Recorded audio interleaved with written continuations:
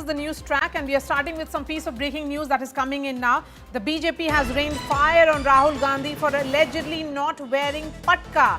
BJP's IT cell chief Amit Malviya has claimed that Rahul Gandhi did not oblige even after President Draupadi Murmu reminded him twice in the at-home reception at the Rashtrapati Bhavan. Meanwhile, Assam Chief Minister Himanta Biswa Sarma has questioned Rahul Gandhi's solo act of defiance, pointing out that everyone from Prime Minister Modi to foreign dignitaries had worn it. On the other hand, the Congress party has pointed out that Defence Minister Rajnath Singh was also not wearing the same patka during the event.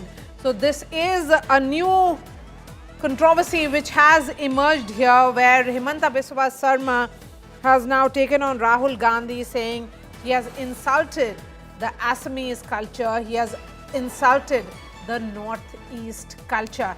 We have Piyush joining us now. Piyush, so this is a new front which has emerged. The question is, Rahul Gandhi could have very well worn a patka, which was being worn by one and all there.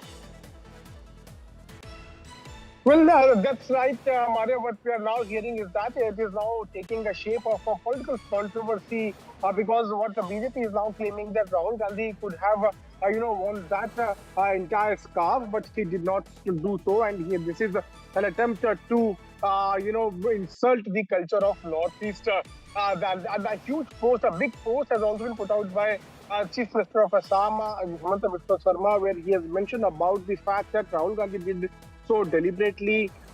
He is also saying that all the leaders, including Prime Minister, President, various top ministers of the government, they all were seen wearing patka, but Rahul Gandhi deliberately did not do so. And time and again he has done this, and that's why people of our country have rejected him, and once again they are going to reject him. So it is a very big comment, a big controversy which is now brewing up, where BJP has now slammed Rahul Gandhi for insulting the culture of Northeast.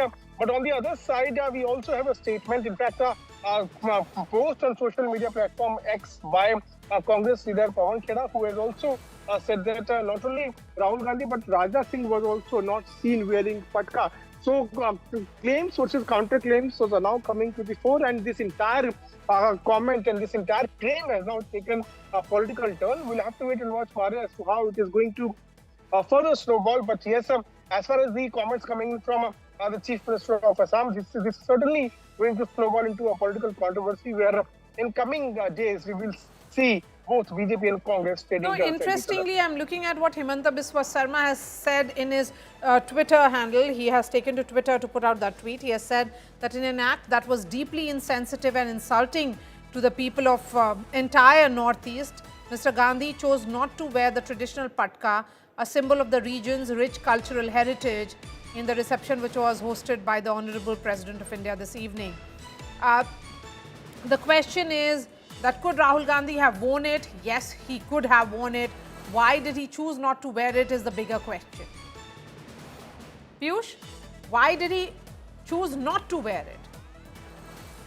Well, that's right. The question is that Rajnath Singh was not wearing it is really not an answer here. Rahul Gandhi could have worn it. Well, that's what the Congress party is now trying to portray. It is now saying that Rajnath Singh was also not seen wearing. But like you rightly mentioned, that yes, the big question is that why Rahul Gandhi was not seen wearing it. We have also seen various videos and photos, Marya, where the ministers of Modi government were seen enjoying the Northeastern food, Northeastern culture, and Rahul Gandhi was sitting right behind the group of ministers, and he was sitting with Mallikarjun Kharge. Mallikarjun Kharge, in fact, was seen wearing that patka, but Rahul Gandhi was not seen wearing that patka, and this is certainly raising a lot of questions as to why Rahul Gandhi decided not to wear that patka. This is also signifying as to how it is nothing but an attempt to disrespect the culture of Northeast. The point here also is that this entire theme of at-home reception, which was hosted by the President of India, had the main focus on the culture of Northeast, on the food of Northeast. And Rahul Gandhi knew about that. Being leader of opposition who is sitting on a constitutional post, he should have embraced the culture of Northeast and should have worn that patka to highlight as to how even if he is an opposition, he could have highlighted the culture of Northeast. But not doing so has somewhere raised a lot of eyebrows BJP is now raising questions over it. Various ministers have come out and slammed Okay. Rahul Gandhi. The special comment is coming in from Chief Minister of Assam, Himanta Biswa, saying that due to this attitude of Rahul Gandhi, people have rejected Congress party time and again. All right. Thank you for joining us. Of course, we'll be seeing other side of the story perhaps play out tomorrow more. Because Assam, remember, is going to polls in the first round of elections, which will be held in a couple of months from now. Shifting focus to our top story now, a new University Grants Commission directive aimed at curbing caste discrimination on campuses has triggered a nationwide debate. It was notified on January 13th. The regulations replace a 2012 framework and seek to protect students from the scheduled castes, scheduled tribes, OBCs, economically weaker sections, and persons with benchmark disabilities. At a time when caste-based complaints have risen 118% in 5 years, the rules introduce one of the most expansive equity mechanisms ever seen in universities of the country. But it has its own flaws. From the absence of safeguards against false complaints to fears of one-sided probe and growing resentment among general category students. The controversy is now spilling beyond campuses, prompting protests, political reactions, and even a resignation.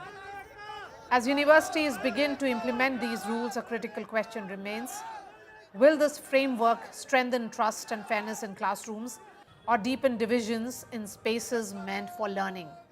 We'll ask those questions to the guests who will be joining me shortly. But first, take a look at this report.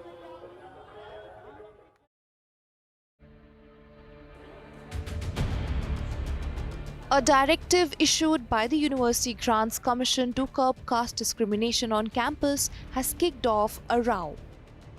On January 13th, the UGC issued new regulations to replace the one framed in 2012.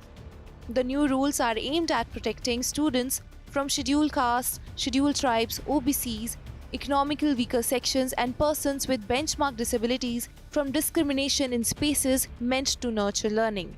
The rules define discrimination broadly, covering explicit acts, subtle biases, structural disadvantage, and anything that affects dignity or equality. Under the new framework, every college must now set up an equal opportunity center with an equity committee backed by equity squads, monitoring campus spaces, equity ambassadors in hostels and libraries, and a 24-hour helpline linking directly to the police.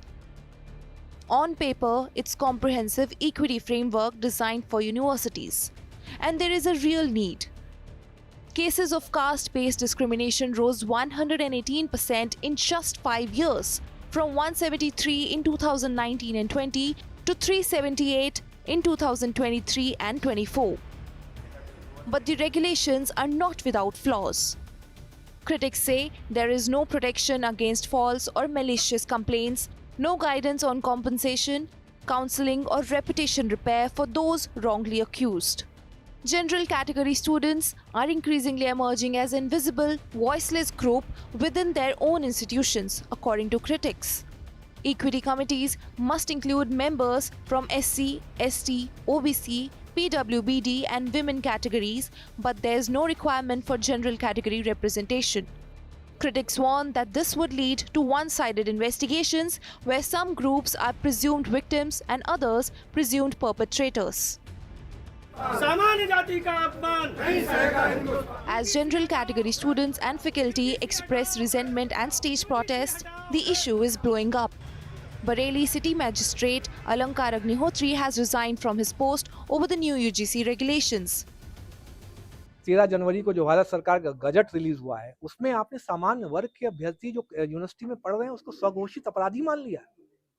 मतलब आपका बेटा या बेटी वहां पढ़ रहे होंगे, उन पे कोई भी फर्जी शिकायत लगा देगा ये हमसे भेदभाव कर रहा है और समता समिति उसका शोषण करेगी।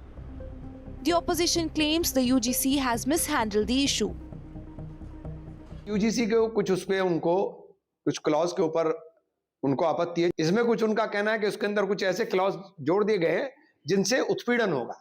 तो उत्पीड़न किसी का भी हो नहीं अच्छा है, बेहतर नहीं है किसी का भी उत्पीड़न हो। सरकार तो चाह रही है मुकदमों में, जातिवाद में और धर्मवाद में ये देश बटा रहे हैं, लेकिन ऐसी चीजों से जातिगत दुश्मनी बढ़ती है। As universities navigate this new framework, one question looms large. If classrooms turn into battlegrounds of identity, who will restore trust, fairness, and dignity on the learning environment? Bureau Report, India Today. Joining me on the show tonight, Dr. Suraj Yengde, he is the author of Caste Matters. He is a scholar. We have Alokit Tripathi, PhD student from Delhi University. He is part of the general category student. We also have Professor Chandra Bhushan Sharma, who is an educationist, a renowned educationist, I must say. Dr. Yengde, I am going to begin with you. The UGC says that these guidelines are aimed at creating equity in higher education. From your perspective, will it actually create the level playing field as the UGC is hoping it will, or will it deepen the divides which are already existing? It's good to see you, Miriam, again, and I wish the country a happy Republic Day. I want to pay tributes to all the framers of Constitution who have contributed, and also single out Dr. Ambedkar for his yeoman service to the nation.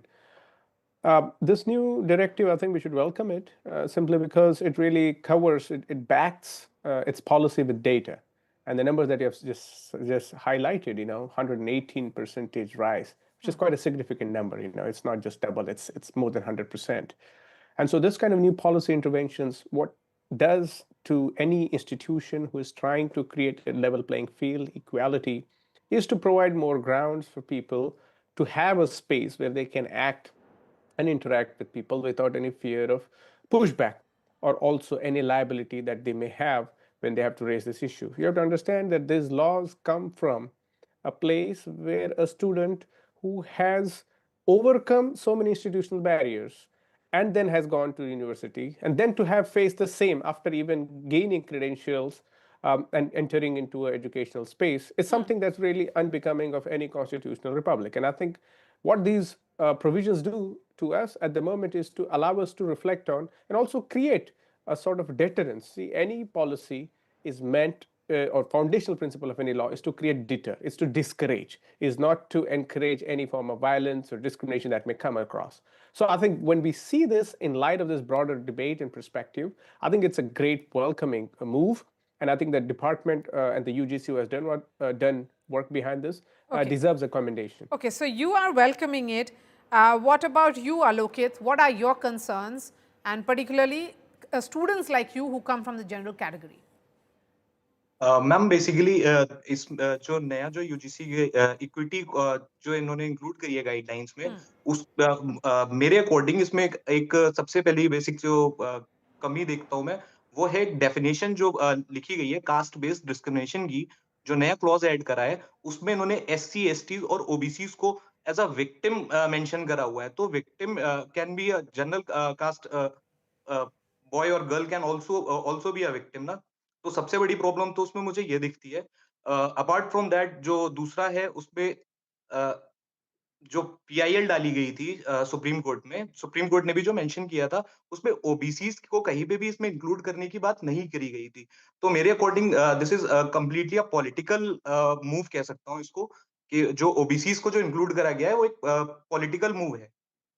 You see this as a political move. Professor Sharma, as someone who understands policy deeply, do you believe that UGC has struck the right balance here? Is it, good intention backed by good intent? The intention is right, but what about execution? And that's where the big challenge would be. Thank you, Marya. I guess this is a uncalled for regulation which the UGC has issued. Okay. As told, the Supreme Court had given a direction to the University Grants Commission to come up with such a regulation in the Vemula case that took place in Central University of Hyderabad.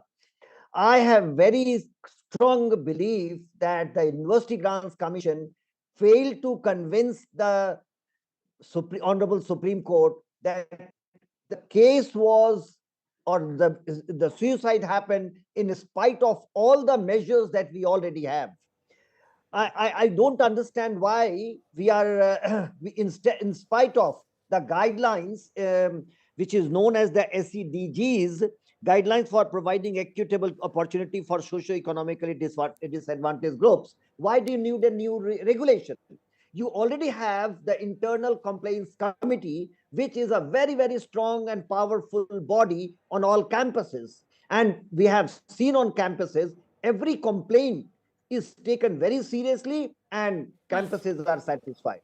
Now, you have also made a provision of ombudsman, who is a person of eminence from judiciary or academics, and still you are coming up with this. I guess this is just to satisfy the Honorable Supreme Court. University Grants Commission failed to do its duties in convincing the Supreme Court that we already have these mechanisms. Now, this is one part of it, Marya, but on a very serious note, I have a feeling as an educationist, do you believe the complete society and the courts that we are a bunch of scoundrels in the university teaching our students and we don't love our students? You are asking me to write note every academic year that I will not discriminate, I will be indiscriminately, and I will treat all students equal. That means you believe that till now we have been discriminating and still students follow us. Okay, but you are making our job very, very difficult on campuses. Now we are shifting from term and exam to semester, where internal assessment is becoming part of it.